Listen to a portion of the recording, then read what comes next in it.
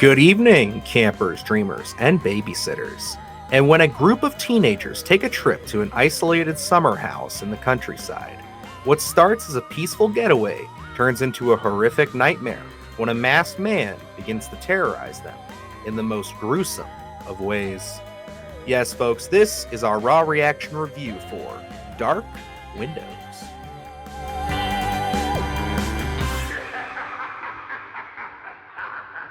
Yes, as promised, we have just had a slew of screeners sent our way this August, and the trend has not stopped. We have a lot of stuff on the horizon still, but this was one of them that caught our eye, caught our interest. We kind of got a big hurdle of them tossed our way, like kind of one afternoon, and this one was, I think, one of the last ones that we got, and I think you had seen the trailer before me.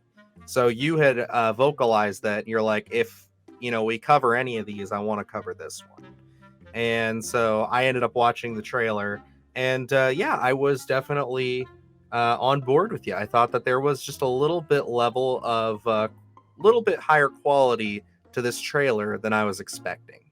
Yeah, absolutely, and that's what I picked up from this is, the trailer was attached to, you know, RSVPing for a screener in a sense, and I ended up checking out the trailer, and I was like, okay, sometimes when you get those, it's a real toss-up. You never, you never know what the quality is going to be, but this one, I think, had a certain sense of gravitas to it. It looked like it was well made, and there was a decent level of production value, so it really did pique my interest. Saying, if we're gonna cover one, I think Dark Windows is gonna be it. But going into those slashers, you never know 100% what you're going into. Sometimes they fall down one rabbit hole where it gets really, really wild and just doesn't hit, or the production value isn't there. But Dark Windows, just from the trailer alone, it did seem intriguing to me. Yes, I would agree. I think that it definitely reminded me of some of the contemporary films that, we're going to probably reference throughout this. Things like, I know before this, I mentioned The Strangers. I'd say there's a little bit of Scream in there. The tiniest bit of Halloween, anything that really comes to that masked slasher, hiding in the shadows. You've seen it 100 times. But there's a little something I want to say, just the tiniest bit for me that makes Dark Windows a little bit more of a enjoyable watch, and a little less in that camp of genericism, I guess, if that's a word. Yeah, and that's where I'm leaning toward as well. I think weirdly when you dive into this movie, I want to say, if you're looking for an all-out slasher type of film, Dark Windows is not that film. I think one of the positives for me is the character work in here. I think they do a great job of establishing our main group, our core, if you will, and kind of, diving into those backstories and kind of understanding what everyone is wrestling with in a sense, especially Mhm. two characters in particular of Peter and Tilly. I think those two are really struggling with different issues at hand, but they make them very evident. And, it's not something where it's ham fisted and beating you over the head constantly. I think the subtlety in that and some of the conversations that they do have really pull out a positive in this in terms of like looking at, we did the Sunday Scaries and me looking at, the elevator game and me saying those characters kind of seem that they fall in tropes. I think there's a character in there actually wearing a Letterman's jacket. And I think the difference with Dark Windows is that you can't pick that out. They don't have those categories that we normally see in slashers. This is just a group of friends and they all have different personality elements, but it's nothing like this is the jock and this is the brain. It doesn't work like that here in Dark Windows. Yeah, and some of those actors that you mentioned there, our main three are going to be Anna Bullard, Annie Hamilton, so that's Anna and Annie, and then Rory Alexander are the three main leads. They are on screen, I would say, 95% of this film. So it's one of those things where it's like they really do put a lot on their actors' shoulders, and I think for the most part they do a good job. I definitely bought into their relationship in segments, but if I'm going to be completely honest, there were a couple of conversational pieces and a few things. At one point, you have our main character and Peter kind of on their own, in a sense of just like having this conversation about an incident that happened the night before.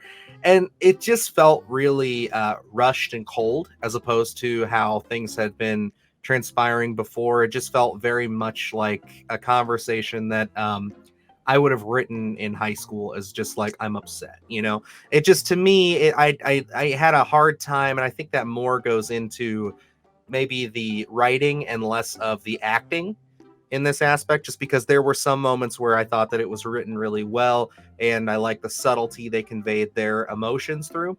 And then there were some times where it just kind of felt like, okay, yeah, this is really standard, stereotypical, like we're just trying to make sure the audience understands exactly what I'm saying here. There's just little to any subtlety in some of the things they say. Yeah, absolutely. I think like nothing for me I found outright offensively bad, Mm, where it's like it really sticks in my head. I think when we're dealing with, I want to specifically showcase Peter's issues. He is struggling with alcoholism, which isn't really a spoiler at all, but that is something where I think some of the conversations that he does have with the characters Monica and Tilly, and that discussion of him having a problem, I really did buy into. I think maybe somewhat where it loses, because it does have to tote a particular line, is kind of those conversations regarding an incident that brings him to Monica's grandparents' home, because you have to be careful in what you give away and don't give away in that sense, where mm. there's a story to be told here. um, and I could easily seeing that being the something that the conversation revolves around, rather than the issue at hand, and the believability of that does come off. Yeah, and I think that for that character in dealing with that, I think it has peaks and valleys as far as just like, how they present it, how the conversations come off. And I think that's a lot of this film for me. I think there's a lot of just like really great moments. There's a lot of really great tension building sequences. I really actually I just criticized a film not too long ago. I forget which one was it. They started off with something, and it was actually Last Voyage of the Demeter, where they start off with something, and it's almost like they do that thing where you start off in the middle of the movie and then you jump back. They do Yeah. that here. It's not a spoiler, but it's one of those things where it's like it's done really well. I think that what they give you, they don't show too much. They just give you enough to say, okay, when we get back to this, I'm real excited to see the payoff. And it kind of pushes you through the narrative. I think some of the other positives are just the inciting incident that brings all of our characters to this summer home, in the sense of just like what they're going through, what they've just experienced. I think that that's pretty neat. I like the way that it was handled. I like some of the reveals and how they're toted out as you realize things. And it kind of dawned on me, because I had to watch this in segments throughout my day here as I was doing things around the house. So it's like I kind of had some time to think about it between watches. And one of the things that got me was when this inciting incident is shown, you see it, or at least understand it, from one perspective, and then some dialogue will change, and then you start to realize, oh, wait a second, this isn't at all how everybody thinks it is. Really dancing around spoilers with that one. I can't get into it at all. But I thought that was really well handled. That was really smart.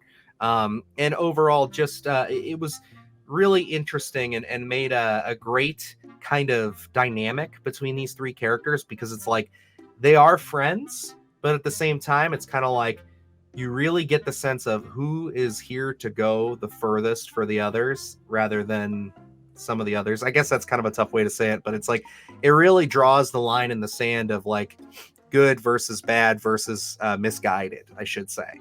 And I really did enjoy that. And that's where, looking at the character work here, I think a pretty big positive for me is the complication of the characters, where sometimes there's this, just we have to draw that line of good and bad, and sometimes there isn't this black and white. There's a gray area here, and there's positives and negatives with each different character. And I think all three of these characters are struggling with those positives and negatives, where they teeter on that. There are some likable instances, and then there are some unlikable instances with them, and that's where I think Dark Window shines, is kind of creating more so level-headed characters in a sense, where those are more so relatable than, again, just the jock or just the brain. And I think that really injecting those characters into the story makes it that much better for me. Mhm. And that's where, getting into this, and I did watch this straight through, and I'll be honest, up until a certain point, it's a slow burn, and Mhm. it's like you really have to stick with this story. So I could easily seeing people tuning out if you're going into this for a pure slasher, because that's not what this is. This is more so a very slow. It almost plays like a drama for a Mhm. bit, and then we do amp up those slasher tones until it's closer toward the end of the film. And I think, from my perspective, I think it becomes worth it as soon as they amp that up.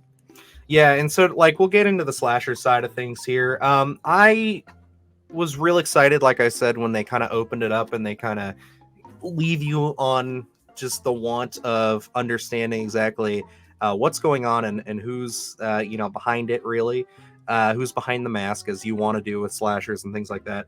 But what really got me here was just when we got to the reveal itself. It was just one of those things where I was just like, okay. I mean, at the end of the day, there isn't a lot here. It's I compare it to a Scream, but on like the broadest of sense, in more just like the presentation, and that is still just, I think, like farther. We talked about a movie called Sick that I reviewed earlier this year that I would definitely say it compares heavily to that, and a little bit in The Strangers. I got more Strangers vibes than you, but it's one of those things where, is this fulfilling as a slasher as much as it is a drama?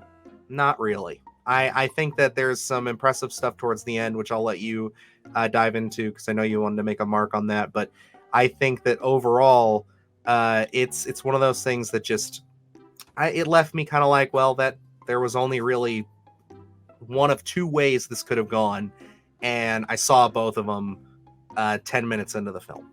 Yeah, and that's where, um, for me, going into it, there is a very exposition heavy scene at the very beginning that for me does not feel believable. And I had made a mark as soon as I had watched this, saying, I would have loved to live in this world a little longer and let us understand the situation a little more organically rather than a big exposition dump. Um, but I think that's the problem with some of these films here, where you look at a Scream, and it's hard to compare something like to Scream because we're in Woodsboro Mhm. and we get to live with those characters in Woodsboro. So we get to build a bunch of suspects because we're living everyday life. Now, something like a Sick or something like Dark Windows, like we had mentioned, we're going to a different location. So we're only in that world for a very limited amount of time. So we have to build a suspect list to keep our audience intrigued. So as we leave that location, there's only so many characters it can be. And I think that is one of the problems that kind of hamstrings Dark Windows a little bit, is that we don't live in their natural space long enough before we pluck them out and put them in a different location, because we can't build those characters. And I think that becomes where we can't avoid it.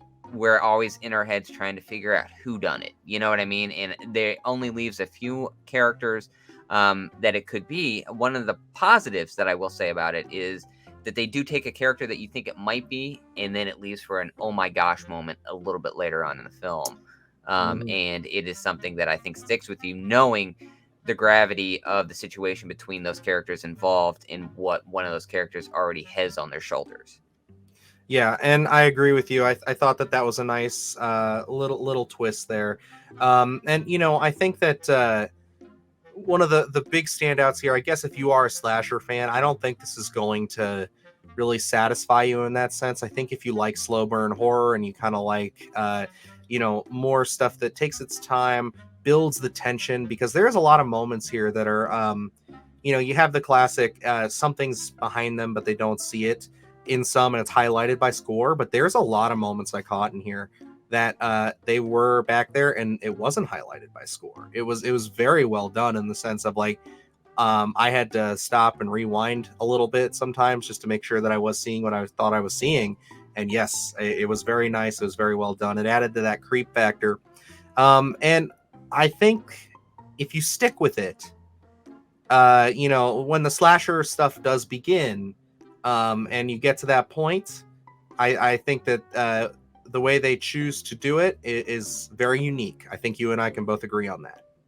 Oh, absolutely. In going into this, I think it's hard for us to unmarry the term slasher here because it is billed, from that trailer. That's what I think a horror audience thinks they're going to get into.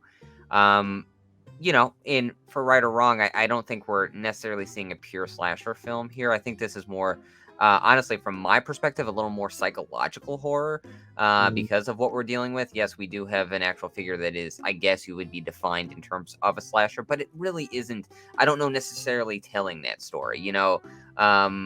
It's looking at it and trying to tell, again, a slow burn kind of dramatic piece that has those horror elements to it that are amped up with that last 30 minutes where I feel like this could be defined as a more so psychological horror, but then with those slasher horror undertones. But I don't think it that this film set out to create a slasher icon in a sense or anything like that. I think it was just a necessary evil to tell the story you wanted to tell. That's fair. I think that's a very fair way to put it. And, overall, where do I kind of recommend this? Where do I put this to? I think that this is definitely going to be more for the slow burn casual viewer. I don't think that general audiences could really connect with this film as much. I think, again, you're going to have a lot of people who will see that trailer because the way the trailer's cut, it does seem like it moves pretty fast and like it wouldn't be, and it's only 80 minutes long, so it's Yeah. not really that long. But again, we were just surprised with the amount of time spent with the characters. It's almost like, a lot of people hate this when I'm going to say it, but it's almost like some of that horror that we get in this film has to do with trauma and, grief and mental, issues and things. So it's like, that plays a factor into it. Well, I think it's a well constructed film. I think, will I watch it again? It's tough to say. I'd have to be really in the right mood. I'm happy I saw it, but I think this one really just falls in the middle for me. I think that overall, I'm again happy I saw it, but if it's a recommendation for me, it's going in with a little bit of caution and knowing exactly what you're getting into, as far as it not being well represented in the trailer, and just understanding that this isn't going to be like, we say it's like a Sick or like a Scream. It's not like those, but it has those tones to it. So Yes. stick with it. I think it pays off pretty fun, but is it breaking the mold? Is it doing anything that we haven't seen a dozen times over? No. But it is well shot, well presented. It does have a level of quality to it. And I think that the team here, actors, writer, and director, I think they should keep going at it. I think that they definitely showed a level of enthusiasm here. I'd like to see more stuff from them. So very moderate review for me. Yeah, and from my perspective, I think I'll recommend it a little more than you do. I don't think by any means that this is gonna, if you have an appetite for slashers, I don't think this is necessarily, gonna give you enough to chew on. But like looking at this film, I'll say, are they bringing anything new? Not necessarily, but I believe that they're maybe taking a risk, not in the sense of a skin-a-marink risk or anything like that, but I think as a horror writer, as a horror creator, I think a lot of creators may be a little intimidated to make your audience work for 50 minutes of a film and then amp up some sort of horror tones to it. Because I think everyone is itching to get into the horror elements of it. And I think, to be fair, a lot of us have issues with, well, there wasn't enough character development and we're Mm. just killing, you look at some Friday 13th, Nightmare on Elm Street, they're disposable characters and we don't have anything to grip on. And I think that they set out to make something a little bit different here to make an audience work for it. This is something where, yeah, we say it's not a slasher. We're not saying it's a Scream or it's Sick, like in terms of the way the pacing is for that. But for this one, it's like, if you want an equivalent, I say the writer watched a bunch of dramas and then also where it was inspired by a Scream and a Sick to add a horror element to it. And I think you definitely feel that toward the end. But you're living with these characters, you're understanding them throughout the entire film, and then by the end of it, that's when you get your horror elements for it. So are you working for it? Absolutely. Do I see this not working for a lot of horror fans? I don't know about a lot, but I know some will probably tune out after about 30 minutes of not really getting that slasher element that you came in watching the trailer. Again, the trailer is, I think it's a well done trailer, but not reflective of the film at all. I would still recommend this one. I would say stick with it, work with it. I think there is a compelling kill in this that is probably going to stick with you throughout, because it is something that it is probably tough to watch happen and then seeing the aftermath of it as well. Yeah, no, I agree. That is a very, very nice crescendo kind of kill. I quite enjoyed it. But yeah, guys, I think that's going to wrap us up here for Dark Windows. Definitely clear as day that the creatives behind this were big Kevin Williamson fans. I think that's maybe the best way we can sum it up on both sides. But yeah, this is going to be available to you guys this Friday in select theaters and on demand August 18th. So if you did get a chance to check out Dark Windows, or this seems to intrigue you, you liked our review, let us know about it. Let us know your thoughts and feelings. We're definitely eager to see what people think of this. Like we said, it's pretty different. It's definitely perplexing in a lot of ways, in the sense of just I did not know exactly how this was going to wrap up from seeing the trailer, and I did not know that it was going to be the way it was. So yeah, I had a good time though, that like I said. But overall, we got a lot of great stuff on the channel. We're still rocking with all of the sycophant stuff going on. We're actually going to have some more news coming to you guys directly, unless you guys follow us on social media. You might already know about it. I won't say it here, but we should have some stuff dropping for you here shortly. And yeah, we also have a lot of great reviews up right now. Last Voyage of the Demeter, like we referenced in this, we talked about that on Thursday. Enjoyed that film a lot. And I got to see Summoning the Spirit, which is a Bigfoot movie that was pretty interesting, I must say. So definitely give that one a watch. Pretty funny on that one. And yeah, we got a lot of great stuff to come. Definitely some stuff. Luke was able to get his hands on a little something for us, so that way we could, check this out. I think it's kind of anticipated. We'll leave that, for your minds to wander on, but I'm excited to watch that. And yeah, we just gonna keep rocking and rolling and getting these horror reviews to you guys, as well as other content. So alrighty, I guess it about wraps us up. So until next time, I am Dylan Newell. And I'm Luke Janesco. And remember, stay scared.